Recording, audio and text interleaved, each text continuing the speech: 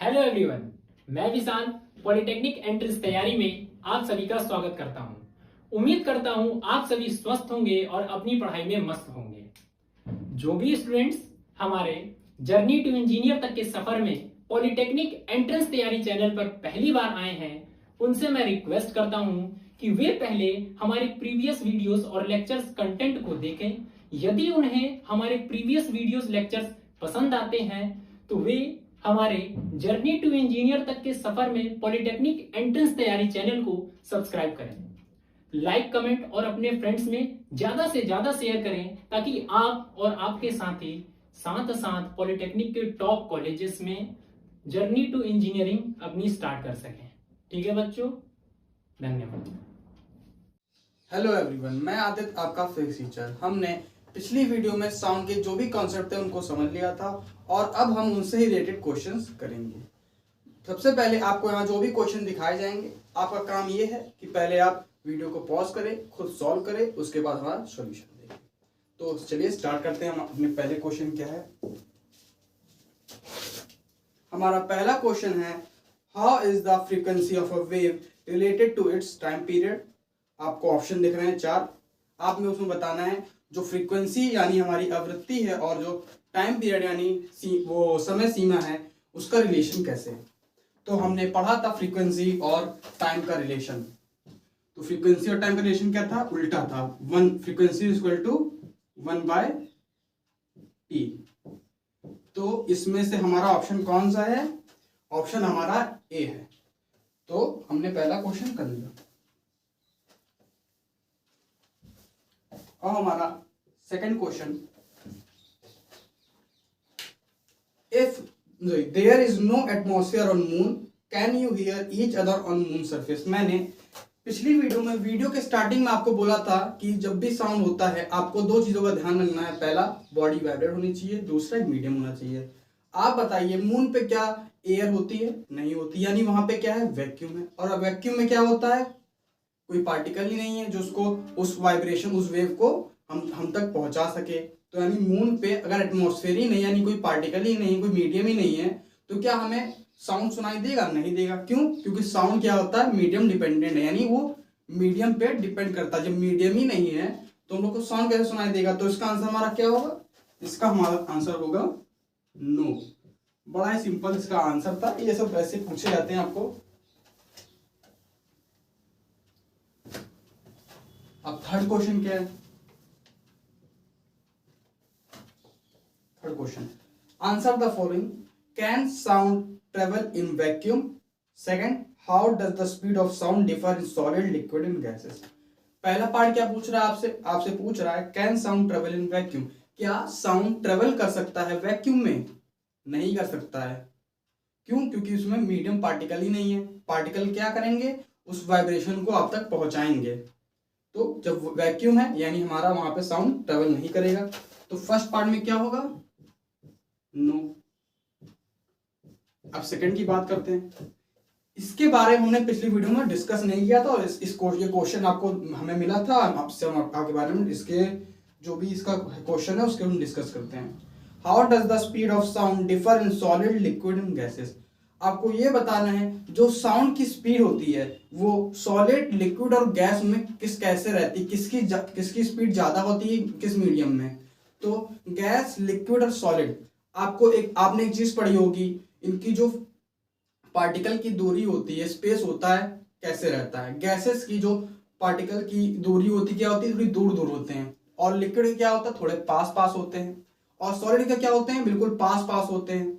तो आप बताइए, जैसे कि हम लोग अभी बात कर रहे हैं तो उसमें जो पार्टिकल्स क्या है, एयर है, यहाँ पे क्या गैसेस हैं। तो क्या हो रहा है, जो मैं पार्टिकल मतलब जो मैं बोल रहा हूँ वह वाइब्रेशन थ्रू अब तक पहुंच रहे हैं, लेकिन वो कैसे पहुंच रहे हैं, धीरे धीरे पहुंच रहे हैं, उतनी स्पीड से नहीं पहुंच पा रहा है। क्यों नहीं पहुंच पा रहा है, जो उसकी पार्टिकल्स है एक कुछ डिस्टेंस पे दूर दूर हैं। लेकिन वही अगर मैं वाटर के अंदर जाके कुछ बोलता हूँ तो मेरी आवाज आपको और जल्दी पहुंच सुनाई देगी, क्योंकि वहां पार्टिकल थोड़े और पास हैं, जिससे जल्दी हम लोग को जो वाइब्रेशन होगा जल्दी आपके पास ट्रांसमिट कर पाएगा। दूर है तो वाइब्रेशन ट्रांसमिट करने में थोड़ा टाइम लगेगा, लेकिन जो जैसे पार्टिकल पास है तो कम टाइम लगेगा। और सॉलिड में और पार्टिकल पास हैं तो और जल्दी हमारा जो वाइब्रेशन है वो क्या पार्टिकल इजिली हम तक पहुंचा देगा। तो सिंपल सा क्या है, तो स्पीड को क्या करते हैं, v लिख देते हैं। Velocity of gas, velocity of liquid and velocity of solid किसकी ज्यादा होगी? वेलोसिटी ऑफ गैस की सबसे सॉरी स्पीड ऑफ साउंड किसकी, स्पीड ऑफ साउंड गैस की सबसे कम होगी, उससे ज्यादा किसकी होगी? लिक्विड की होगी। क्योंकि उसका पार्टिकल गैस से थोड़ा पास में है। और स्पीड ऑफ साउंड सॉलिड की सबसे ज्यादा, क्योंकि उसके जो पार्टिकल है सबसे ज्यादा पास है, जिसकी वजह से वो बहुत जल्दी हम लोग को क्या कर रहा है, साउंड पहुंचा रहा है। तो यानी स्पीड ऑफ साउंड सॉलिड में सबसे ज्यादा होती है, लिक्विड में थोड़ा कम होती है, और गैसियस में सबसे कम होती है स्पीड ऑफ साउंड। तो ये बड़ा अच्छा था, ये आपसे क्वेश्चन पूछ भी सकते हैं। ये चैप्टर मैक्सिमम थ्योरेटिकल बेस्ड है, कुछ ही आपको इसमें न्यूमेरिकल्स मिलेंगे। तो फोर्थ क्वेश्चन क्या है, द करेक्ट स्टेटमेंट इज। आपको 4 ऑप्शन ऊपर दिख रहे होंगे, उसमें आपको बताना है इसमें करेक्ट ऑप्शन क्या है। पहला ऑप्शन क्या है, sound and light both require medium for propagation. Sound और लाइट, मैंने आपको बताया था कि साउंड मीडियम पे डिपेंड करता है और जो लाइट होता है वो मीडियम पे डिपेंड नहीं करता। तो हमारा पहला ऑप्शन ए है वो गलत है। क्यों गलत है? क्योंकि यहाँ बता रहा है जो साउंड और लाइट दोनों डिपेंड कर रहे हैं मीडियम पे, लेकिन ये गलत ऑप्शन। क्यों? क्योंकि साउंड डिपेंड करता है, लाइट डिपेंड नहीं करता है। अब साउंड सेकंड बी ऑप्शन क्या है, sound can travel in vacuum but light can not. Sound travel कर सकता है वैक्यूम में, लो पहला ही गलत है, वैक्यूम में साउंड ट्रेवल ही नहीं कर सकता। तो ऑप्शन बी भी गलत है, उसको भी आप कट कर दीजिए। Third C option, sound needs medium but light does not need medium for its propagation. यानी ऑप्शन सी हमारा सही है, साउंड को नीड है मीडियम की, लेकिन जो लाइट है उसको नीड नहीं है मीडियम की, बस यही प्रोपगेट करने के लिए मतलब। तो ऑप्शन सी हमारा आंसर है। फिफ्थ क्वेश्चन है क्या, ये क्या है, numerical. A human ear can detect a sound of frequency of range 20 Hz to 20,000 Hz। मैंने आपको बताया था कि जो हमारा ऑडिबल रेंज है, सुनने की क्षमता, वो क्या कितनी है, 20 Hz to 20,000 Hz। तो फ्रीक्वेंसी कितनी हम लोग की सुनने की, ऑडिबल फ्रीक्वेंसी कितनी सुनने की हम लोग की, 20 Hz to 20,000 Hz। ये हम लोग की फ्रीक्वेंसी है सुनने की, समझ लिया हमने। अब क्या बोल रहा है, assuming that the speed of sound in air is 330 metre per second. अब आपसे बोला गया स्पीड ऑफ साउंड यानी v equal to 330 metre per second, ये क्या है स्पीड ऑफ साउंड। अब आपसे पूछा गया फॉर ऑल फ्रीक्वेंसी, ये स्पीड ऑफ साउंड किसके लिए है, जितनी भी फ्रीक्वेंसीज है उन सबके लिए। अब आपसे पूछा गया है कैलकुलेट द वेवलेंथ, यानी आपको तरंग दैर्ध्य बताना है किसके लिए, extreme frequency of Audible range. मतलब ये जो फ्रीक्वेंसी मिली है हम लोग को, इसकी जो एक्सट्रीम पोजीशन है, मतलब एक्सट्रीम मतलब कोने की पोजीशन है, मतलब कि इसके बीच की बात नहीं कर रहा फ्रीक्वेंसी, कहाँ बात कर रहा है, जो एक जैसे किसके बीच में, इसके और इसके बीच के बीच में है। तो जो एक्सट्रीम लेफ्ट साइड और एक्सट्रीम राइट साइड में जो फ्रीक्वेंसी आपको मिली है, बताई गई है, उनका आपको वेवलेंथ बताना है। तो यानी मुझे 20 हर्ट्ज फ्रीक्वेंसी और इतनी वेलोसिटी का वेवलेंथ बताना है, और फिर मुझे 20,000 हर्ट्ज और इसकी स्पीड का वेवलेंथ बताना है। तो पहली स्पीड किसकी निकालेंगे, सॉरी पहले वेवलेंथ फॉर 20 हर्ट्ज। 20 हर्ट्ज के लिए वेवलेंथ अगर निकालेंगे तो क्या आएगा, वेवलेंथ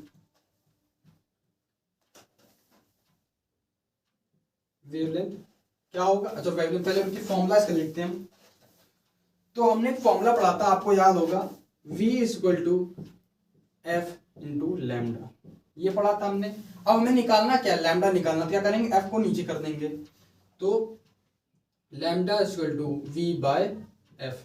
v क्या है हमारा, v है हमारा वेलोसिटी जो है, स्पीड ऑफ साउंड है क्या है 330 अपॉन, अब फ्रीक्वेंसी कौन सी लेनी है हमें, 20 हर्ट्ज, 20 लिया, क्या आंसर आया, इसको डिवाइड करेंगे, कितना है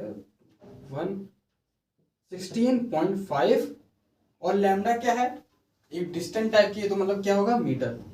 तो 16.5 मीटर ये हमने किसके लिए निकाला, जब हमारी फ्रीक्वेंसी 20 हर्ट्ज थी। अब हम किसके लिए निकालेंगे, अब हम निकालेंगे फॉर 20,000 हर्ट्ज।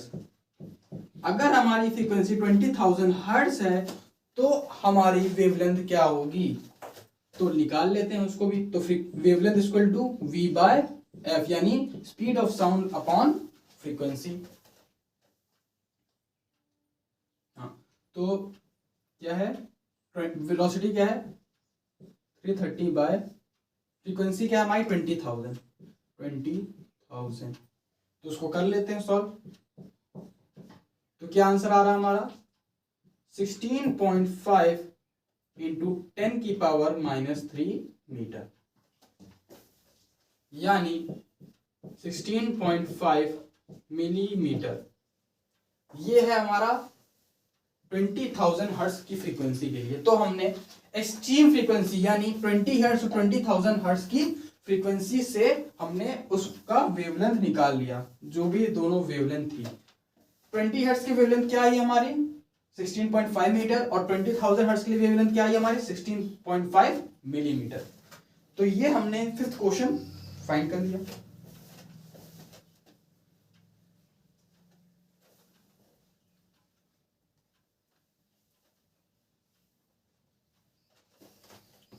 हम सिक्स क्वेश्चन पढ़ते हैं। सिक्स क्वेश्चन क्या है, ऑप्शन आपको मिले हैं, आपको सिंपल सा बताना है the speed of sound in air at 0 degree Celsius is nearly. आपको चार ऑप्शन दिख रहे हैं। पहला option 1450 metre per second, 450 metre per second, 5100 metre per second और 330 मीटर पर सेकेंड। आपको इन चारों ऑप्शन में बताना है कि आप वो स्पीड ऑफ साउंड क्या होती है एयर में 0 डिग्री सेल्सियस पे। तो हम लोग का आंसर होगा ऑप्शन डी। तो स्पीड ऑफ साउंड क्या होता है मैंने आपको बताया नहीं था पिछली वीडियो में, तो मैं बता देता हूँ, अब ध्यान रखिए आप लोग। तो स्पीड ऑफ साउंड यानी ध्वनि की चाल क्या होगी, तो speed of sound in air, air की बात हो रही है अभी यहाँ पे, speed of sound in air. और अगर मीडियम चेंज होगा तो उसकी स्पीड भी चेंज होगी। अभी एयर की बात हो रही, तो एयर में कितनी स्पीड होती है 330 मीटर पर सेकेंड। ये आप ध्यान रखिएगा, speed of sound in air 330 metre per second. तो हमने सिर्फ क्वेश्चन कर लिया। एक मिनट रुकिए।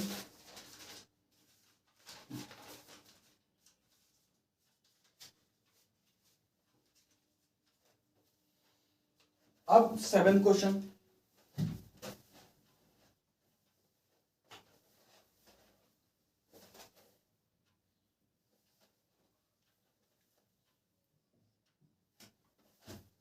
सेवन क्वेश्चन है, ये भी आपसे पूछा गया सिंपल सा, speed of light in air. यहाँ पे आपको speed of light in air बताना है। तो इसको भी मैं बता देता हूं, आपको पता नहीं होगा, अगर पता है तो अच्छी बात है।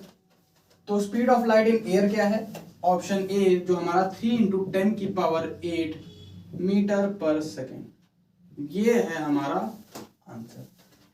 ये आपको ध्यान रखना है इन सबकी वैल्यू।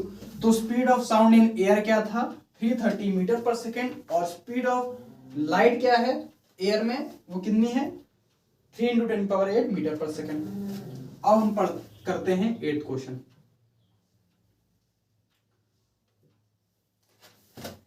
8th क्वेश्चन क्या है, ये ऑप्शन आपको दिए गए हैं ऊपर, तो बताना क्या है। Speed sound in air propagates in the form of, जो साउंड होता है एयर में उसका जो प्रोपगेशन है कैसे है। ऑप्शन है लॉन्गिट्यूडिनल वेव्स, बी ऑप्शन है transfer waves, option C both longitudinal and transfer waves, option D neither longitudinal nor transfer wave. आपको ये बताना है जब हम एयर में, आप जैसे हम अभी बात आपसे कर रहे हैं, तो अभी हम क्या किस में एयर में हैं, तो उस समय जो मेरे मुंह से जो साउंड निकल रहा है वो किस तरह प्रोपेगेट हो रही। तो मैंने बताया था जब भी एयर की बात आएगी यानी एयर में, तो हमेशा हम लोग की कौन सी वेव होगी, लॉन्गिट्यूडिनल वेव होगी। तो ऑप्शन ए हमारा क्या है, लॉन्गिट्यूडिनल वेव्स, लॉन्गिट्यूडिनल वेव्स। ये है हमारा राइट आंसर। आप ध्यान रखिएगा। तो लॉन्गिट्यूडनल वेव्स कहाँ कहाँ थी? एयर में थी, सॉलिड में थी और इनसाइड द लिक्विड थी, आप याद रखिएगा। और ट्रांसफर वेव्स कहाँ थी? ट्रांसफर वेव कहाँ थी? सरफेस ऑफ वाटर और दूसरा सॉलिड में थी। तो ये सब चीजें आप ध्यान रखिए। बड़े मतलब कि ऐसे ही क्वेश्चन आ जाते हैं, आप इजीली इसको कर सकते हैं। फिर अब 9th क्वेश्चन है, ये न्यूमेरिकल है। A wave pulse of frequency 200 hertz on a string moves a distance of 8 meter in 0.05 second। आपको फिर कैलकुलेट करना है। पहले क्या दिया गया आपको? वेव पल्स आपको मतलब सिंपल सा ये आपको वेव पल्स दिखाई गई होगी, ऐसे वेव पल्स दिखा रहे होंगे। उसमें आपको बताया गया कि आपको फ्रीक्वेंसी है 200 हर्ट्ज। तो फ्रीक्वेंसी कितनी है? 200 हर्ट्ज। जो जो इन्फॉर्मेशन है उसको हमारा पहले काम क्या है? लिखने का। 200 हर्ट्ज हमारी फ्रीक्वेंसी है और आपको बता रहा है कि वो कैसे मूव कर रही है। डिस्टेंस कितना? 8 मीटर मूव कर चुकी है। कितने टाइम में? 0.05 सेकेंड में। तो पहला आपसे पूछा गया है calculate the velocity of pulse. Velocity of pulse निकालना है। Velocity of pulse. तो वेलोसिटी निकालने सिंपल फॉर्मूला क्या था? Distance upon time. निकाल देते हैं। वेलोसिटी ऑफ पल्स निकाला, डिस्टेंस अपॉन उस पल्स ने कितनी डिस्टेंस ट्रेवल की, कितने टाइम में, वही हमारा क्या होगा? वेलोसिटी ऑफ पल्स हो गया। तो डिस्टेंस कितनी है? 8 अपॉन 0.05। कैलकुलेट करते हैं।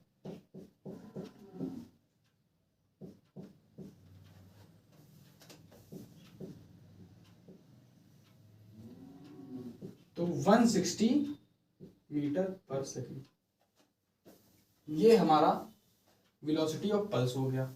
हमने वेलोसिटी ऑफ पल्स निकाल, यानी फर्स्ट पार्ट हमने निकाल लिया। तो वेलोसिटी ऑफ पल्स क्या है हमारा? 160 metre per second.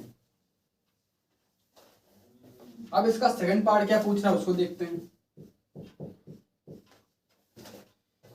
Second part है the wavelength of wave on string. आपको क्या निकालना है? वेवलेंथ निकालना है। वेवलेंथ निकालने के लिए क्या नीड होती है आपको? Wave velocity upon frequency. Wave velocity क्या होगी? वेव वेलोसिटी क्या होगी? वही होगी वेलोसिटी ऑफ पल्स होगी। वही वेलोसिटी ऑफ पल्स क्या हमारी? Wave velocity. तो क्या होगा? 160 हमने जो निकाला था, अभी निकाला था उसको, 160 अपॉन फ्रीक्वेंसी क्या है? 200। तो क्या करेंगे? 0.8। तो 0.8 मीटर, ये है हमारा वेवलेंथ। तो हमने इजीली इसको निकाल दिया।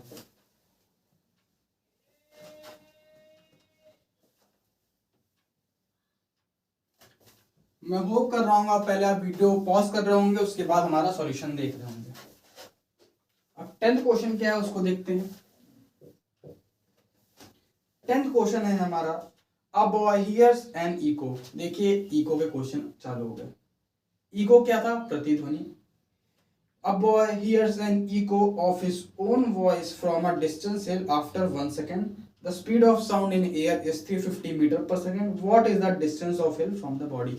इको क्या था? जब हम आप एक अपना साउंड भेजते हैं उस कुछ सेकंड बाद हमें वही अपना साउंड रिफ्लेक्ट होके सुनाई देता है, वही इको था। तो इको का क्वेश्चन है, उसको करते हैं। तो आपको बताया गया कि एक बॉय ने इको सुना, कितने टाइम बाद? 1 सेकंड बाद। तो उसको लिखते हैं टाइम, कितने टाइम बाद सुना? 1 सेकंड बाद सुना। तो इन्फॉर्मेशन लिख दी हमने 1 सेकंड के बाद। अब बताया गया है कि स्पीड ऑफ साउंड, जो स्पीड साउंड की है वो कितनी है? स्पीड ऑफ साउंड कितनी है? 350 metre per second. 350 metre per second. तो स्पीड ऑफ साउंड पता है। आपसे पूछा क्या गया है? डिस्टेंस पूछा गया है। अब मैंने आपको एक फॉर्मूला बताया था, जब भी इको का क्वेश्चन आएगा तो आपको एक मैंने फॉर्मूला ऊपर लिखा था, determination of speed of sound by method of echo. तो उसका मैंने क्या फॉर्मूला बताया था? v = 2d/t। तो हमें ये फॉर्मूला का इस्तेमाल करना होगा जब भी इको के क्वेश्चन आएंगे। तो हमें d निकालना है, तो इनको उधर भेजेंगे तो उसके बाद हमारा कैसे फॉर्मूला आएगा? d = vt/2। ये हमारा जब भी डिस्टेंस निकालना होगा तो ये फॉर्मूला हम यूज करेंगे। तो v क्या है हमारा? 350 टाइम क्या है हमारा 1/2, तो कितना हो गया 170, देखिए हाँ 175, सॉरी 175 मीटर। ये है हमारा distance of hill from the boy. Boy और हिल के बीच जो डिस्टेंस क्या है 175 मीटर। तो ये फॉर्मूला आपको मैंने बताया था, इसको आप ध्यान रखिएगा, इसके रिलेटेड क्वेश्चंस आएंगे। तो आ भी गए और उसको करना है, आपको कोई क्वेश्चन छोड़ना नहीं है। अगर आपने पढ़ा है, उसको ढंग से रिवाइज किया है, तो आपको सब क्वेश्चंस आ रहे होंगे। अब 11th क्वेश्चन। अब इको के एप्लीकेशन के बेसिस पे भी हमारे पास क्या आ रहे हैं, न्यूमेरिकल्स आ रहे हैं। कैसे, रडार, हमने रडार के बारे में पढ़ा था, उसका देखिए क्वेश्चन भी आ गया। A radar is able to detect the reflected waves from enemy aeroplane after a time interval of 0.02 millisecond if the velocity of wave is 3 into 10 power 8 meter per second. Calculate the distance of aeroplane from the radar. एक radar कहाँ इस्तेमाल करते हैं, simple सा, जब हम लोग as a air में अपना जो भी कोई ऑब्स्टिकल आ रहा है उसको डिटेक्ट करने में करते हैं, उसकी रेंज कितनी है वो पता करते हैं। तो एक रडार ने क्या किया, डिटेक्ट किया, एक रिफ्लेक्टेड वेव डिटेक्ट की, कहाँ एनिमी, जो एनिमी है उसका एरोप्लेन डिटेक्ट कर लिया। कुछ कितने सेकंड बाद, टाइम के कितने टाइम के बाद, 0.02 मिली सेकेंड के बाद क्या हुआ, उसको एक एरोप्लेन जो एनिमी का है वो डिटेक्ट हुआ। तो उसको पहले हम ये जो मिली सेकेंड है उसको हम पहले अपनी एसआई यूनिट में सही से करते हैं। तो 0.02 इंटू मिली सेकेंड क्या होता है, 10⁻³ सेकेंड कर दिया। अब ये इसको करेंगे, हटाएंगे तो कितना हो जाएगा, -5 हो जाएगा। तो 2 इंटू 10⁻⁵ सेकेंड, ये है हमारा इतने टाइम बाद जो एनिमी का एरोप्लेन है वो हमें पता चला। अब speed of sound in air, the velocity of waves. अब जो वेव्स की वेलोसिटी थी वो कितनी है वो भी लिख लेते हैं। वेलोसिटी ऑफ वेव कितनी है, 3 इंटू 10⁸ मीटर पर सेकेंड। ये क्या है, वेलोसिटी जो वेव की है वो दी है। आपको क्या निकालना है, डिस्टेंस निकालना है, distance of aeroplane from the radar. Radar से और जो एरोप्लेन के बीच की दूरी कितनी है वो हमें निकालना। तो डिस्टेंस का फॉर्मूला क्या था, हमने पढ़ा था, VT/2। V क्या है हमारा, 3 इंटू 10⁸ इंटू टाइम क्या हमारा 2 इंटू 10⁻⁵ अपॉन 2। तो आंसर क्या आएगा, 3 इंटू, यहाँ 10⁸ हो, यहाँ 10⁻⁵ है। तो जब बेस सेम होता है और पावर क्या है, बेस सेम है तो पावर क्या होगी हमारी, प्लस हो जाएगी। और लेकिन यहाँ पे क्या -5 और +8 है और यहाँ -5 है, तो करेंगे कितना आएगा, 3 इंटू 10⁻³ मीटर। और इसको हम क्या कर देंगे, 3 किलोमीटर। तो यानी हम जो हमारी एरोप्लेन और रडार की डिस्टेंस थी बीच, उनकी बीच की डिस्टेंस क्या है, 3 किलोमीटर। बहुत ही इजी क्वेश्चन था, हमने इजीली इसको कर लिया। 12th क्वेश्चन करना है।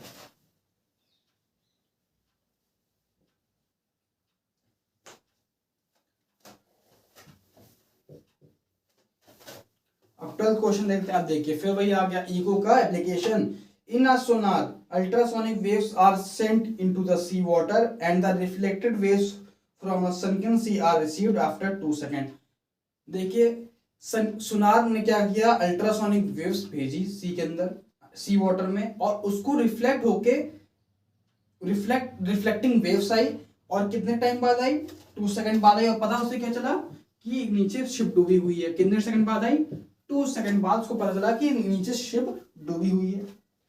अब आपसे पूछा गया है, if the velocity of wave in sea water is 1450 metre per second. अभी वेलोसिटी ऑफ वेव आपको दी गई है 1450 मीटर पर सेकेंड। ये वेलोसिटी ऑफ वेव कहाँ है, वाटर की है, सी वाटर में है। उस समय वेलोसिटी ऑफ वेव वाटर में कितनी है, 1450 मीटर पर सेकेंड। आपसे पूछा गया है कि डेप्थ बता दी है, तो डेप्थ हो गई, डिस्टेंस हो गई, ये सब हाइट हो गई, कुछ भी हो गया, तो उसका फॉर्मूला सेम होगा। डेप्थ का ही फॉर्मूला वही होगा, डेप्थ इक्वल टू VT/2। वही फॉर्मूला बार बार हम लोग यूज करेंगे, क्योंकि यहाँ पे इको का एप्लीकेशन है। जब इको की बात हो रही थी तो हम लोग वो v इक्वल टू 2d/t कर रहे थे, और यहाँ भी इको के एप्लीकेशन ही है तो है, तो वहां पे हम लोग फॉर्मूला वही यूज करेंगे। तो v क्या है हमारा 1450 और t क्या है हमारा 2/2 कट गया, और 1450 मीटर, ये है हमारा फाइनल आंसर। बहुत इजी।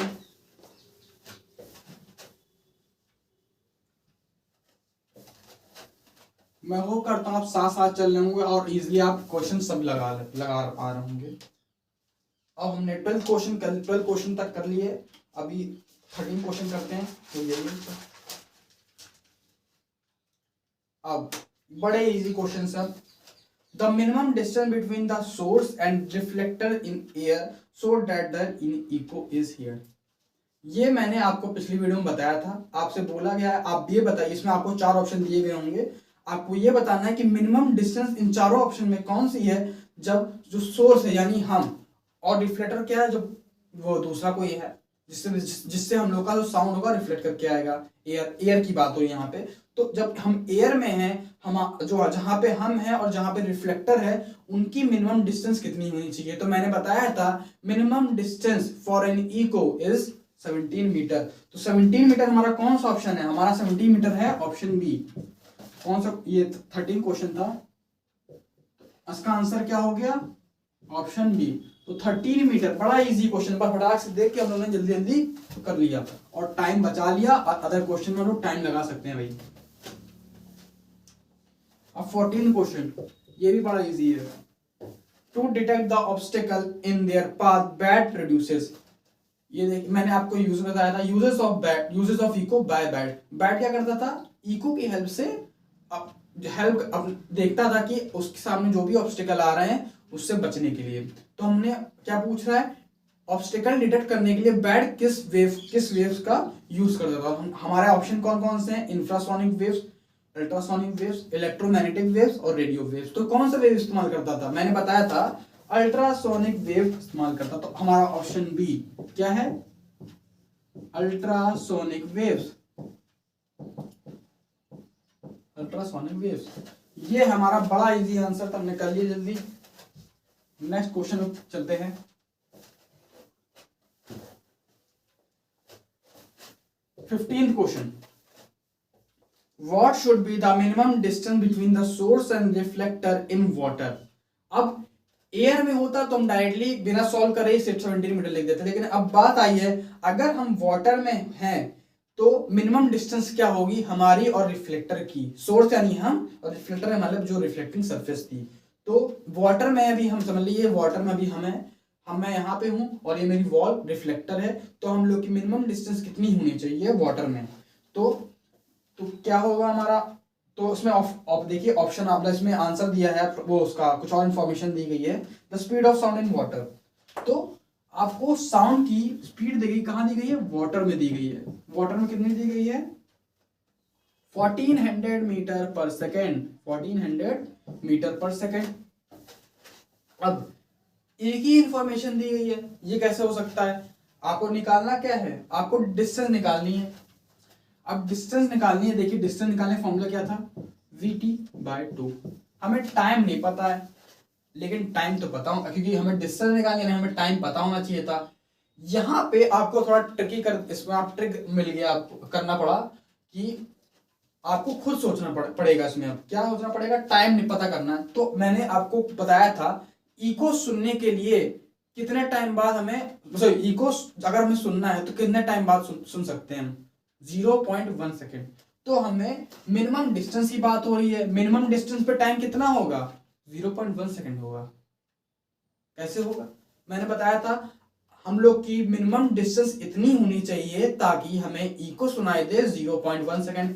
अब मान चलिए हम लोग वाटर में हैं और हमारी मिनिमम डिस्टेंस कुछ है, और मिनिमम डिस्टेंस पे हमें सुनाई के, अभी आप मिनिमम डिस्टेंस जब भी रहेंगे, अगर हम 70 मीटर मान चलिए, अगर हम 70 मीटर पे होते तो उस मिनिमम डिस्टेंस में मुझे इको कब सुनाई देता, 0.1 सेकंड बाद सुनाई देता।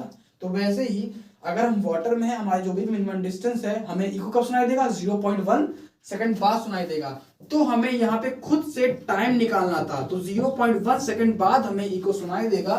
तो अब हम उसका आंसर निकाल सकते हैं। तो 1400 इंटू 0.1/2, तो कितना आंसर आया हमारा, तो हमारा सॉरी, तो आंसर हमारा आ गया कितना आया, 70 मीटर।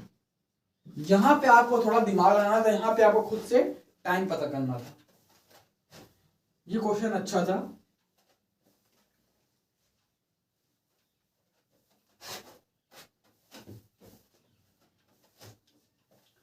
अब 16 क्वेश्चन क्या है, the wavelength of waves produce on the surface of water is 20 centimetre if the wave velocity is 24 metre per second, calculate. पहले जो इन्फॉर्मेशन है उसको लिखते हैं, फिर वो चीजें कैलकुलेट करते हैं। पहला क्या है, wavelength of wave surface of water पे है, उसकी वेवलेंथ क्या है वेव की, वो दी गई आपको, वेवलेंथ यानी लैम्डा कितनी दी गई है 20 सेंटीमीटर, और वेव वेलोसिटी आपको दी गई है 24 मीटर पर सेकेंड। यहां पे आपको ध्यान रखना है एसआई यूनिट्स का, यहाँ मीटर और यहाँ सेंटीमीटर है, सेंटीमीटर पहले इसको सही कर लिया, सही रहेगा। तो सही करने पे क्या होगा, 20 बाय हम 100 करेंगे और ये मीटर हो जाएगा, तो क्या करेंगे 0.2 मीटर। तो ये हमारी वेवलेंथ हो गई 0.2 मीटर और वेव वेलोसिटी क्या हो गई 24 मीटर पर सेकेंड। अब पूछा क्या गया है, calculate the number of wave produce in 1 second. ये क्या पूछ लिया, ये आपको थोड़ा बहलाने के लिए आपसे पूछा गया। पूछ क्या रहा है आपसे, रियलिटी में पूछ रहा है फ्रीक्वेंसी, लेकिन आपको फ्रीक्वेंसी ही डिफाइन पकड़ा दी। अब डिफाइन पकड़ा दी तो क्या हम बेवकूफ थोड़ी ना, हम तो कर सकते हैं, तो करेंगे। The number of waves produce in 1 second, ये किसकी डिफाइन है, फ्रीक्वेंसी की। 1 सेकेंड में कितने वो नंबर ऑफ वेव्स प्रोड्यूस हो जाती है, वही क्या हमारी फ्रीक्वेंसी। तो फ्रीक्वेंसी निकालने का फॉर्मूला हमें पता है, क्या होता है, ये यहाँ पे लैम्डा होता तो यहाँ पे तो v बाय लैम्डा। v क्या है हमारा, v है 24 और लैम्डा क्या है 0.2, सॉल्व कर देते हैं 120, ये है हमारा आंसर। तो 120 कर, तो ये है हमारा क्या है आंसर कि नंबर ऑफ वेव्स कितने, सॉरी यहाँ पे नंबर पूछा गया है, तो मतलब वही फ्रीक्वेंसी मतलब नंबर ही हुआ। तो नंबर ऑफ वेव्स कितनी प्रोड्यूस हुई 1 सेकंड में, 120 प्रोड्यूस हुई। तो बड़ा इसको सोचना था इसके बारे में। तो पहला क्या आंसर आ रहा है, फ्रीक्वेंसी कितनी निकाली हमने, सॉरी हाँ, तो फ्रीक्वेंसी कितनी निकाला है हमारी 120, यानी number of waves produce in 1 second कितना आंसर हमारा है 120 आया। अब सेकंड क्या पूछा गया, the time in which 1 wave is produce. आपसे पूछा गया टाइम बताइए जिसमें एक वेव प्रोड्यूस हुई है, एक वेव प्रोड्यूस होने में जितना टाइम लगा वो आपसे टाइम पूछा गया है। तो टाइम का हमें फॉर्मूला पता है 1/f, और 1f अभी हमने निकाला ही है, जिसको हम क्या बोलेंगे 120, और आंसर क्या आएगा 8.3 इंटू 10 की पावर -3 सेकेंड। ये है हमारा आंसर। तो इसको आप कैलकुलेट करेंगे तो यही आंसर आएगा। तो हम 16 क्वेश्चन हमने फिनिश कर लिया, अब 17 करते हैं।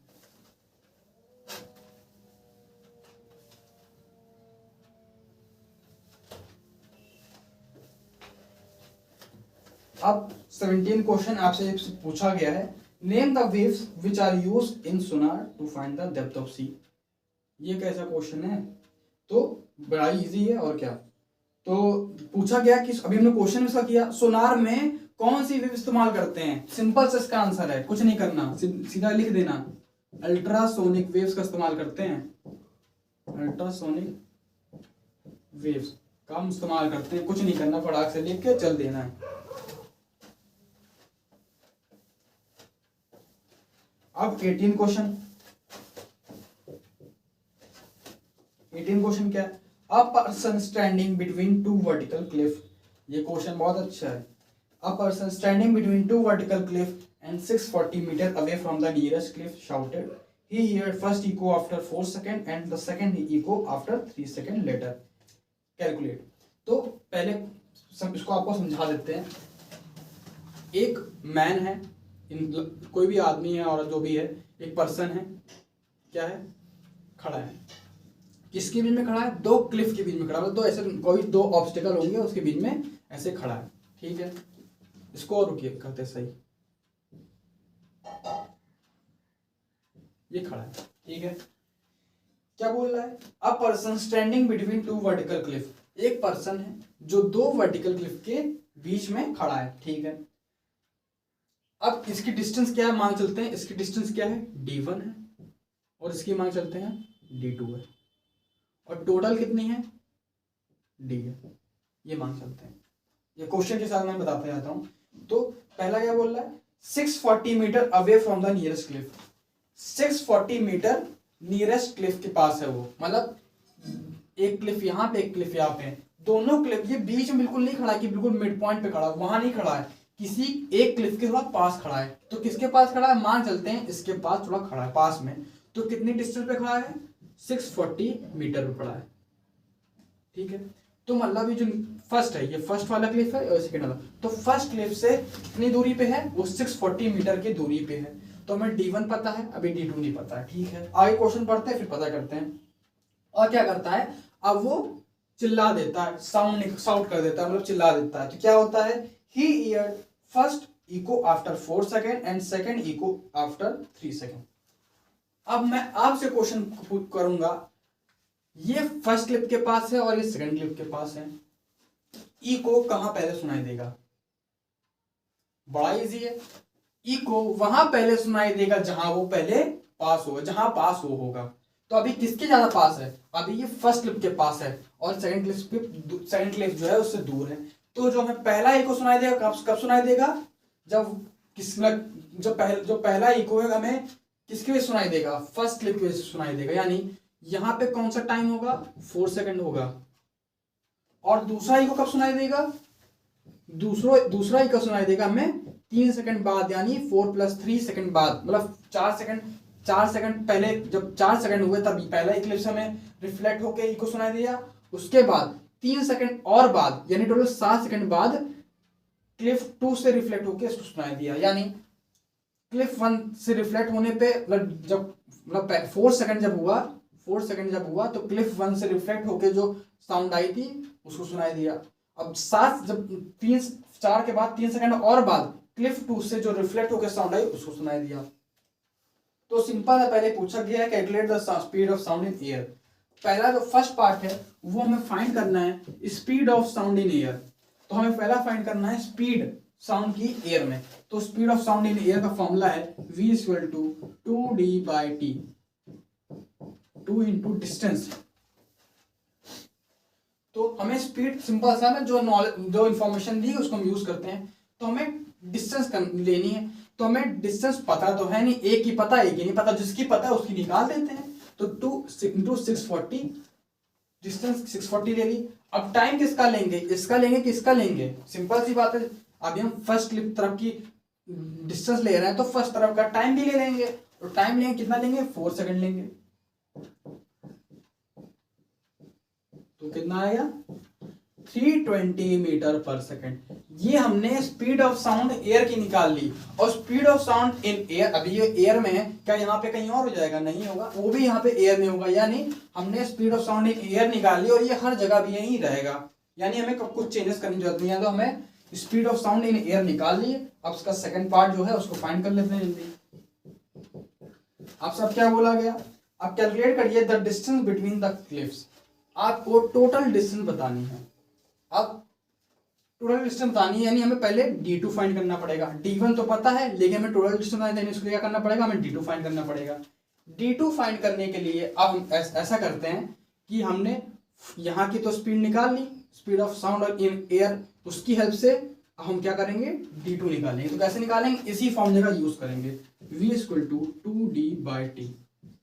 v हमें पता है क्या है, v हमारा क्या है, 320 2 × d, हमें d यानी यहाँ t2 का, यहाँ पे d2 फाइंड करना, तो d2/t। अब यहाँ पे t कौन सा लेंगे, 4 सेकंड लेंगे कि 7 सेकंड लेंगे, हम यहाँ पे 7 सेकंड लेंगे, क्योंकि हम यहाँ पे d2 फाइंड कर, d2 टाइम का क्या है, 7 सेकंड है। तो 7, तो इसको इधर सॉल्व कर देते हैं। 320 × 7/2 = d2, तो 160। जो कि इसको देखकर सही लिखा गलत लिखा, ठीक है। तो d2 सॉल्व करना है, तो सॉल्व करते हैं। d2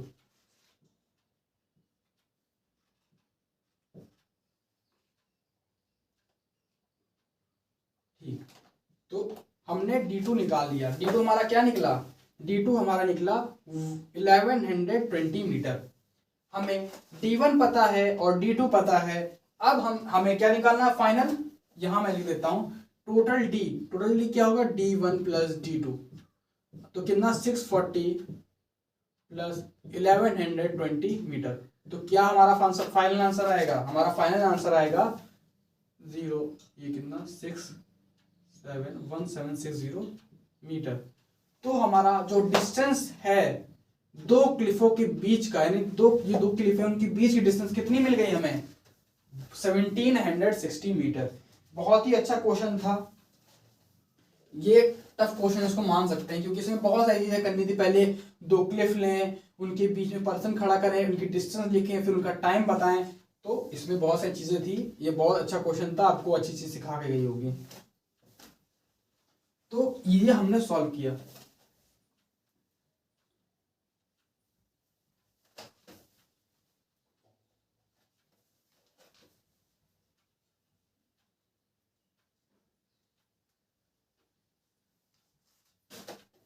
अब हम 19th क्वेश्चन करते हैं।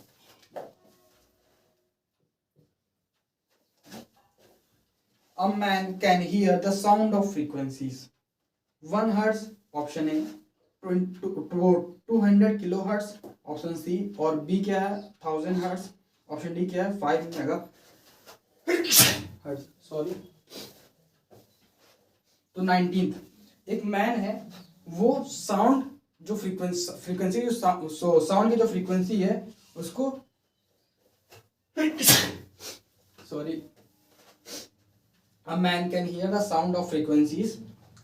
तो मतलब एक मैन है, उसको साउंड सुनाई दे, उसको साउंड सुनना है। तो आपको कुछ फ्रीक्वेंसी दी गई है। मैं उस पहले फ्रीक्वेंसी को लिखता हूँ क्योंकि ये थोड़ा समझाना पड़ेगा थोड़ा इसमें। पहला क्या है 1 हर्ट्ज, दूसरा क्या है 1000 हर्ट्ज, सी क्या है 200 किलो हर्ट्ज, और डी क्या है हमारा 5 मेगा हर्ट्ज। तो आपको पता होगा यहाँ किसकी बात हो रही? मैन की बात है, यानी ह्यूमन बीइंग की बात हो रही है। और उसकी फ्रीक्वेंसी रेंज क्या होती है 20 हर्ट्ज टू 20,000 हर्ट्ज होती है। यानी हम इसके बीच का ही सुन सकते हैं। क्या 1 हर्ट्ज की फ्रीक्वेंसी हम सुन सकते हैं? नहीं सुन सकते, गलत है। क्या हम 200 किलो हर्ट्ज की फ्रीक्वेंसी सुन सकते हैं? किलो हर्ट्ज, यानी इसको पहले कन्वर्ट कर लेते हैं। 200 किलो, किलो यानी और 3 जीरो, 1 2 3 यानी हर्ट्ज। ये 1 2 तो कितना हो गया? ये 2 लाख हर्ट्ज। क्या हम सुन सकते हैं? नहीं सुन सकते हैं, गलत। Option D 5 mega hertz. 5 mega यानी 5 इंटू 10⁵ हर्ट्ज यानी 5 लाख। क्या हम सुन सकते हैं 5 लाख हर्ट्ज सुन सकते हैं? नहीं सुन सकते। यानी ऑप्शन बी देखते हैं 1000 हर्ट्ज। क्या ये इनके बीच की रेंज आ रही है? हाँ आ रही है, यानी हमारा जो ऑप्शन बी होगा वो सही होगा।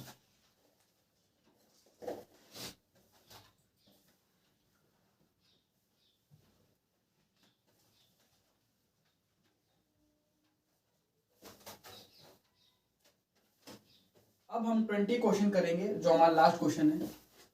देखते हैं क्या कहता है। The speed of sound in air is 330 metre per second and in water is 1650 metre per second.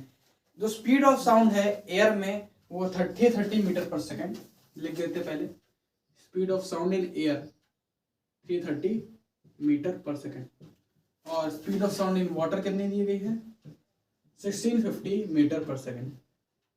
ये आपको इंफॉर्मेशन दी गई है। It takes 2 second for sound to reach the certain distance from the source placed in air.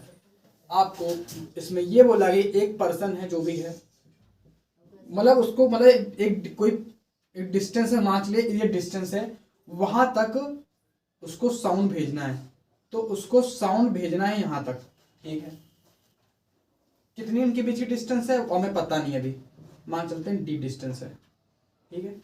D distance इनके बीच की है, उसको अपना साउंड यहां तक भेजा उसने यहां से स्टार्ट अपना साउंड भेजा यहां तक। कितने डिस्टेंस तक? डी डिस्टेंस तक। अब यहां तक साउंड भेजने में उसको कितना टाइम लगा?